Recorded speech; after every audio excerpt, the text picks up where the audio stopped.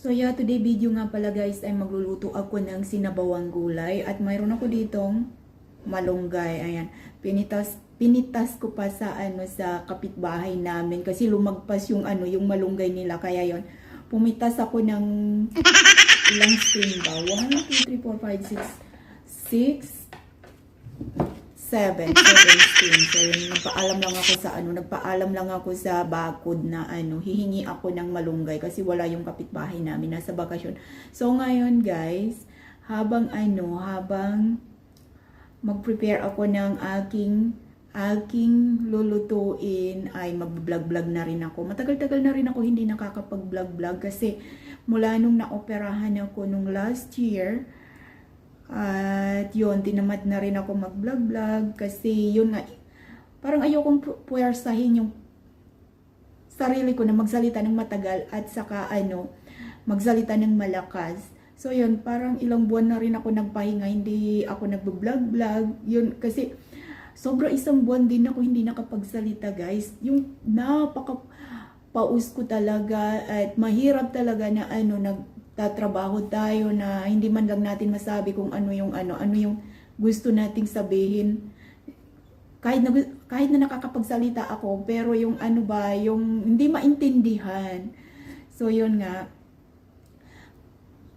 yung sabi ng amo ko, okay lang yan, sabi niya. Kung ano man yung sabi ng doktor, kasi sabi ng doktor, babalik din daw yung boses ko. Kaya ngayon, alhamdulillah, bumalik nga yung boses ko. Kaya nakakapagsalita na ako ng maayos at malakas. Pero yun nga lang, nanghihinayangan ako, kaya tinamad na rin ako mag-vlog. So ngayon nga guys, may napansin ako ng mga comments sa dating video ko na yung mga tanong nila ay magkano daw ba yung sweldo dito sa UAE, United Arab Emirates, or kilalang Dubai. So yun, kahit na nasa Sharjah ako noon, kasi 4 na taon din ako sa Sharjah, nagtrabaho ko doon ng 4 na taon. Pag nasa Pilipinas ako, tinatanong nila ako kung saan ako sa abroad, sabi ko sa Dubai. Ang kilala kasi nila ang Dubai. Pag sinabi ko United Arab Emirates, ngayon sabi nila saan yun. So yun, binabanggit ko na lang na Dubai. So yun nga guys, ang daming nagtatanong din sa akin, hindi lang dito sa YouTube ko, pati sa sa Facebook ko, tinatanong na magkano na ba ang sweldo ngayon diyan sa dito nga daw sa Dubai. Tapos yun, paiba-iba kasi depende sa amo. Pero hindi bababa ng 1,500. So, yun naman pala guys, don't worry. Hindi bababa ng 1,500 yung sweldo natin dito pag newcomer tayo. So, mayroon ako ditong okra, ayan. Akala ko nga mahirapan ako maghanap ng okra kasi ngayon summer ngayon dito. Kagaya nitong binili ko, long bean. Kung hindi lang dahil miss ko na talaga kumain ng sari-saring gulay, ayoko sanang bilihin kasi siya malambot, hindi siya presko. Pero itong nabili kong okra, presko siya at hindi matigas. Pati ito yung baby talong, eggplant, baby eggplant, maano siya, parang napaka-presko niya. Hopefully masarap. So yun, pero ito hindi ko gina-expect na masarap kasi parang parang matanda. So yun, saan na nga ba tayo? Yun, hindi bababa ng 1,500 yung sweldo dito pag newcomer ka.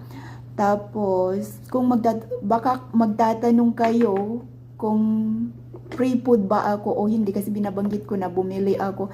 Hindi kasi may iwasan na minsan may mga pagkain tayong gustong kainin na wala sa bahay ng mga amo natin.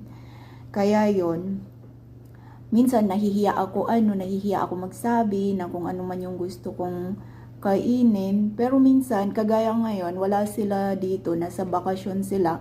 Yon, sinasabi ko na mag-iwan sila ng pera kasi may mga